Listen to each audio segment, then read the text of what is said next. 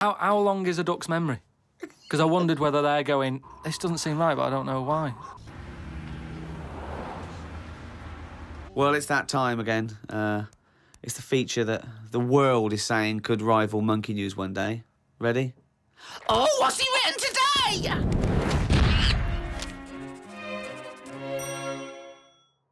Well, Karl's diary. You didn't actually explain what it was. Sunday, got up. Sunny day, so went for a walk in the park. There was a bloke walking down the street who was whistling some kind of annoying tune. He seemed quite happy with himself. Do people only whistle when they're happy? I don't whistle very much. It's a good point. Whistling is so inane to me. But yeah, it's sort of like going, I'm content. It really is that thing that if they go, you go, well, Mr. Mellors, I'm afraid I've got some bad news. Not only has your wife died, but you've lost the house.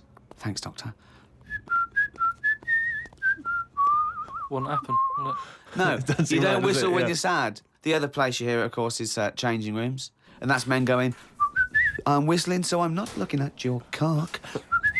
How could I be? I'm concentrating on whistling. The lake was frozen over where I was walking. The ducks looked worried.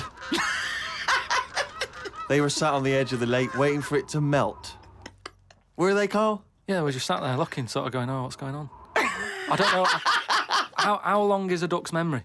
Because I wondered whether they're going, this doesn't seem right, but I don't know why. I asked Suzanne why ducks don't use their wings much. They seem to walk and swim more and don't bother using their wings. Suzanne said she had to call her mum and dad, so I never got an answer. The old excuse. Yeah. Suzanne, oh, I can't talk now, Karl. Gotta phone my mum. There was a marathon-type run going on in the park. It reminded me of the time when we were moving flat. It was the day of the London Marathon. Me and Suzanne were walking down the middle of the road, taking some stuff to our new flat. I was carrying a lamp and a kitchen bin. People were clapping me, thinking I was doing some kind of fun run. Why were you walking on the same route? Because it was when we lived on the Docklands. Oh, brilliant. There was no other route. The flat was just about 100 yards down the road. They're going, look at the bloke with the bald wig. He's carrying a lamp and a bin. Took a bag of old clothes to Oxfam. It was just old T-shirts and a couple of jumpers with holes in it. I don't think anyone will buy them, but the Oxfam is closer to the flat than the wheelie bin is. On the tube on the way back home, saw an advert for a book about a woman who works in a funeral home. She went into work one day, she goes to work on a body, she takes the sheet off of one of the bodies, and it looks exactly like her. This is called a doppelganger. What's a doppelganger to you?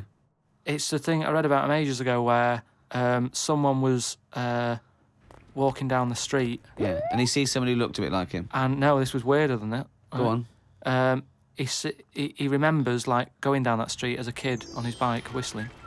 Yeah. And then he's walking down the street, going to get some milk or whatever from the shop. Little bike comes whizzing past. He hears the whistling, he goes, that's weird. Looks at it, it was him when he was a kid. So it's like a time. What do you mean it was him as a kid? This is like a different form of doppelganger. It's just... well, it's impossible, it's rubbish. Some sort of time thing, isn't it? No, it's not, but that's impossible, so don't worry It's some about kind it. of time thing, Rick. No. Yeah, it's something you read again on the internet, or it was a short story, or something someone told you. On my walk back from the tube, I saw a jogger who was pushing a pram at the same time. The kid looked terrified. Got my science book out. It said that the static you get on the telly when a channel isn't tuned in properly is radiation that is still knocking about from when the Big Bang happened. I thought about the Big Bang and wondered if it was really a Big Bang or did it just sound louder as there was no other noise to drown it out. Good point, though, isn't it? Karl's diary, Rick, never ceases to amaze.